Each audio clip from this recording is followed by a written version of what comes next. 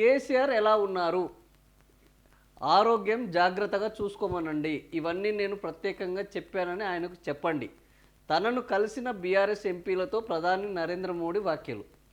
So ప్రధానమంత్రి కేసీఆర్ ఆరోగ్యం గురించి ఆయన ఆరా తీయడము, ఆయన బాగుండాలని కోరుకోవడము, నేను ఆయన ఆరోగ్యం బాగుండాలని కోరుకున్నట్లు ఆయనకు తెలియజేయండి. కేసీఆర్ ఎలా ఉన్నారు? ఆరోగ్యం జాగ్రత్తగా చూసుకోమనండి. ఇవన్నీ నేను ప్రత్యేకంగా చెప్పానని చెప్పండి. తనను కలిసిన బీఆర్ఎస్ ఎంపీలతో ప్రధాని మోదీ ఆరా తీశారట. సో బీఆర్ఎస్ అధినేత మాజీ ముఖ్యమంత్రి కేసీఆర్ ఆరోగ్యంపై ప్రధానమంత్రి నరేంద్ర మోదీ ఆరా తీశారు. కేసీఆర్ ఎలా ఉన్నారు? ఆరోగ్యం ఎలా ఉంది? ఆయన ఆరోగ్యాన్ని జాగ్రత్తగా చూసుకోమనండి. ఇవన్నీ నేను ప్రత్యేకంగా చెప్పమన్నానని చెప్పండి అని తనను కలిసిన బీఆర్ఎస్ ఎంపీలకు మోదీ చెప్పారు. బీఆర్ఎస్ రాజ్యసభ సభ్యులు కేఆర్ సురేష్ రెడ్డి, వద్దిరాజు రవిచంద్ర, దీకొండ దామోదర్ రావు ఆయనను కలిశారు శుక్రవారం పార్లమెంట్లో. సో సిరిసిల్ల వరకు నిర్మిస్తున్న నేషనల్ హైవే 365Bని వేములవాడ మీదుగా కోరుట్ల వరకు విస్తరించాలని వినతిపత్రం నేరుగా వీళ్ళెవరికి ప్రధానమంత్రి నరేంద్ర మోడీకి ఇచ్చారు. ఈ అంశాన్ని ఇప్పటికే తమ పార్టీ వర్కింగ్ ప్రెసిడెంట్ కేటీఆర్ కేంద్రం దృష్టికి తీసుకొచ్చిన విషయాన్ని మోదీకి గుర్తు చేశారు. ఈ రహదారిని విస్తరించేందుకు కేంద్ర మంత్రి అధికారికంగా మాట ఇచ్చిన విషయాన్ని వివరించారు. ఈ రహదారిని విస్తరించడం వల్ల ఆధ్యాత్మిక పర్యాటకం అభివృద్ధి చెందుతుందని తెలిపారు. ధవళేశ్వరం బ్రిడ్జి మాదిరిగా మిడ్మానేర్పై రోడ్డు రైల్ బ్రిడ్జిని ఏర్పాటు చేస్తూ వేములవాడ మీదుగా కోరుట్లలో ఇది విస్తరించాలని కోరారు. కరీంనగర్ పట్టణాన్ని సిద్దిపేట మీదుగా హైదరాబాద్తో నేరుగా అనుసంధానించే మనోహరాబాద్ కొత్తపల్లి రైల్వే ప్రాజెక్టులో భాగంగా వంతెన పనుల విషయంలో కూడా సహకరించాలని విజ్ఞప్తి చేశారు. ఈ సందర్భంగా ప్రధాని మోదీ కేసీఆర్ ఆరోగ్యం గురించి ఎంపీలను ప్రత్యేకంగా అడిగి తెలుసుకున్నారు. ఇటీవలే తెలంగాణ బీజేపీ ఎంపీలకు క్లాస్ పీకిన నరేంద్ర మోడీ ప్రత్యేకంగా కేసీఆర్ గురించి అడగడం, తన మాటగా కేసీఆర్కు చెప్పాలని సూచించడం రాజకీయ వర్గాల్లో చర్చ జరుగుతోంది. ఇది 100% రాజకీయ వర్గాల్లో చర్చ జరిగే వార్త. ఎందుకు అనంటే కేసీఆర్ని నరేంద్ర మోడీ తిట్టినంత, నరేంద్ర మోడీని కేసీఆర్ తిట్టినంత గత ఎన్నికల్లో నాకు తెలిసి ఎవరు తిట్టుకోలేదు. నరేంద్ర మోడీ ఉండడం వల్లనే ఈ దేశము ఇలాంటి పరిస్థితుల్లో ఉన్నది. నరేంద్ర మోడీకి అసలు పాలించడం రాదు. నరేంద్ర మోడీ అంటే ఎన్నికల ముందు ఇట్లాంటి కొన్ని మత జిమ్మిక్కులు, కుల జిమ్మిక్కులు ప్లే చేసి ఈ దేశముని చైనాతోటి పోలుస్తూ చైనా ఏ రకంగా అభివృద్ధి చెందింది, భారతదేశం ఈ రకంగా ఉండడానికి కారణమేంది, వీళ్లకు ప్రయారిటీస్ లేవని కేసీఆర్ చాలా విపరీతమైన విమర్శలు చేశారు. ఆయన అటు మహారాష్ట్రకి వెళ్ళాడు, యూపీకి వెళ్ళాడు, బీహార్కి వెళ్ళాడు. భారత రాష్ట్ర సమితి పెట్టి మేము బీజేపీని అడ్డుకుంటాము అని ప్రయత్నం చేశారు. ఆ తర్వాత నరేంద్ర మోడీ వచ్చి ఇక్కడికి కాళేశ్వరం ఈయనకు ఏటీఎంగా మారింది. ఇదొక ఇంటి పాలన, ఇదొక కుటుంబ పాలన. కేసీఆర్, హరీష్ రావు తప్ప తెలంగాణలో ఎవ్వరూ బాగుపడలేదు. నిరుద్యోగం విపరీతంగా ఉన్నది. తెలంగాణ అభివృద్ధి చెందినప్పటికీ అభివృద్ధి ఫలాలు మొత్తం తెలంగాణ ప్రజలు కాకుండా కేవలం కేసీఆర్ కుటుంబమే అనుభవిస్తున్నారు. ఇట్లా రకరకాలుగా ఒకరినొకరు మామూలుగా విమర్శించుకోలేదు.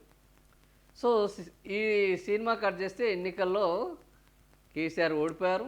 ప్రధానమంత్రి మూడోసారి విజయవంతంగా ప్రధాని నరేంద్ర మోడీ విజయవంతంగా మూడోసారి ప్రధానమంత్రి అయ్యారు. లిక్కర్ కేసు వచ్చింది. కేసీఆర్ ఫామ్ హౌస్కే పరిమితమయ్యారు. కాంగ్రెస్ పార్టీ రేవంత్ రెడ్డి వచ్చింది. ఇటీవల ఇవన్నీ జరిగిన నేపథ్యంలో తాజాగా బీజేపీ ఎంపీలు 8 మంది ఉన్నారు, కాంగ్రెస్ ఎంపీలు 8 మంది ఉన్నారు. ఈ 8 మంది ప్రతిపక్షంగా వ్యవహరించాల్సిన వాళ్ళు వర్గపోరుతోటి, ముఠా తగాదాలతోటి అసలు వీళ్ళు ఈ బీజేపీ పార్టీ యొక్క బలోపేతం చేయడంలో కంప్లీట్గా ఫెయిల్ అయ్యారు. కనీసం జనాల్లో కూడా యాక్టివ్గా ఉండట్లేదు, సోషల్ మీడియాలో యాక్టివ్గా ఉండట్లేదు. పక్కన ఉన్న ఓవైసీతో పోల్చుకొని చూసుకున్నా కూడా మీరు చాలా వెనుకబడి ఉన్నారు. మీకంటే ఓవైసీ చాలా బెటర్ సోషల్ మీడియాలో ఎప్పటికప్పుడు యాక్టివ్గా ఉన్నాడు అంటూ తిట్టను పోరా అన్నట్టు విపరీతమైన వాళ్ళ గాలి తీసేశారు. ఈ గాలి తీసేయడమే కాకుండా ఈ విషయం బయటికి పొక్కొద్దంటూ మొత్తం రాష్ట్రం మొత్తము ఇది అందరి దృష్టికి వచ్చేలా ఒక అద్భుతమైన వ్యూహాన్ని అమలు చేశారు. ఇప్పుడు బీజేపీ వాళ్ళు నొచ్చుకొని వస్తున్నారు, అరే ఏంది ఇంత పని అయిపోయింది అని. ఇప్పుడు పుండు మీద కారం వేసినట్లు కేసీఆర్ ఆరోగ్యం గురించి ఆయన ఆరా తీయడము, ఇందులో వార్త రావడం, ఇదేంది మన ఆంధ్రజ్యోతి. ఈ ఆంధ్రజ్యోతిలో ఈ కేసీఆర్ అంటే జనరల్గా వాళ్ళు పోయారు, కలిశారు, అనేక రాష్ట్ర సమస్యల గురించి వీళ్ళ తరపున ఆయనకు విజ్ఞప్తి ఇచ్చారు. అసలు ప్రధానమంత్రి వీళ్ళకు అపాయింట్మెంట్ ఇవ్వడము, ఎందుకంటే పార్లమెంటు సమావేశాలు జరుగుతున్నాయి కాబట్టి ఈ అవకాశం లభించింది. సో పార్లమెంటు సమావేశాలు ఈరోజు ముగిశాయి, నిన్నటితోటి శీతాకాల సమావేశాలు ఖతమైపోయినాయి. ఇంకా ఎండాకాల సమావేశాలు, బడ్జెట్ సమావేశాలు రాబోతున్నాయి. ఈ నేపథ్యంలో ఆయనను కలిసి ఇప్పుడు మనం చదువుకున్న ఈ అనేక అంశాల మీద వాళ్ళు విజ్ఞప్తి చేయడం జరిగింది. అసలు ప్రధానమంత్రి నరేంద్ర మోడీ కేసీఆర్ గురించి పాజిటివ్గా మాట్లాడడం ఒక అంశము, ఆయన ఆరోగ్యంగా ఉండాలనుకోవడం రెండో అంశం, ఆయన ఆరోగ్యంగా ఉండాలని నేను కోరుకుంటున్నాను అని ఆయన కన్వే చేయడం. సో ఇది ఇటీవల బీఆర్ఎస్ బీజేపీ రేపు కలిసిపోతాయి, బీఆర్ఎస్ బీజేపీలు ఇక్కడ ఇప్పుడు ప్రస్తుతం ప్రతిపక్షంగా ఉన్నాయి ఎవరికి, కాంగ్రెస్ పార్టీకి. సో ప్రతిపక్షంలో ఉన్న వాళ్ళు ఏకం కావాలి, ఎందుకు అధికార పక్షాన్ని దించాలి అని అంటే ప్రతిపక్షంలో ఉన్న వాళ్ళు ఏకమైతే తప్ప అధికార పక్షంలో ఉన్న వాళ్ళకు దిగరు.